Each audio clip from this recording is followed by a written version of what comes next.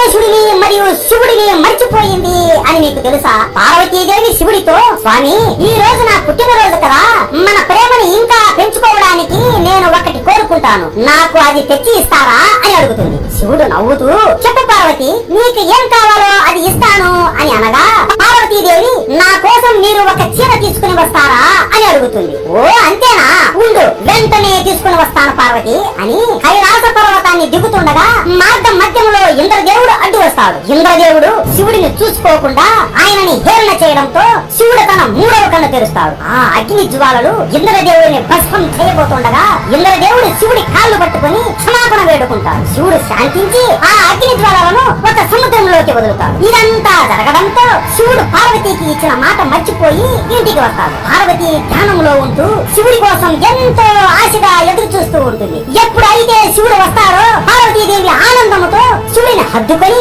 ఎక్కడ స్వామి చీర తెచ్చారా అని అడుగుతుంది. శివుడు తన ఖాళీ చేతులను పార్వతికి చూపించి, మర్చిపోయా పార్వతి, నన్ను క్షమించు అని చెబుతాడు. పార్వతీదేవి బాధపడుతూ, స్వామి తప్పు జరిగిపోయింది, మీరు ఖచ్చితంగా నేను అడిగినది తీసుకొని వస్తారు అనుకుని మీరు కానీ చీర తీసుకొని రాకపోతే నా జ్ఞాపకాలు అన్ని మర్చిపోతాను అని అనుకున్నాను స్వామి, ఇప్పుడు మిమ్మల్ని కూడా నేను మర్చిపోతాను అని అంటుంది. శివుడికి బాధతో ఏం చేయాలో అర్థమవదు. వెంటనే పార్వతీదేవి ఆమె జ్ఞాపకాలు అన్ని మర్చిపోయి, ప్రభువుకి నమస్కారం, మీకు ఏం సేవలు చేయాలి అని ఇంట్లో ఒక దాసిలాగా పనులు చేస్తూ ఉంటుంది. అది శివుడు చూసి గుండె పగిలిపోయినంత అయిపోతుంది. అలా కొంత సమయం తర్వాత గణేశుడు అక్కడికి వచ్చి, తండ్రి గారు అమ్మ ఎక్కడా అని అడగగా, గణేశ నేను చేసిన ఒక తప్పు వలన మీ అమ్మకి నేను ఎవరో గుర్తు లేదు, అలాగే నువ్వు ఎవరో కూడా గుర్తుకు లేదు నాయనా అని అనగా, గణేశుడు బాధతో ఏడుస్తూ పార్వతీదేవి దగ్గరికి వెళతాడు. పార్వతీదేవి గణేశుడిని చూసి నమస్కరించి, ఎవరు బాబు నువ్వు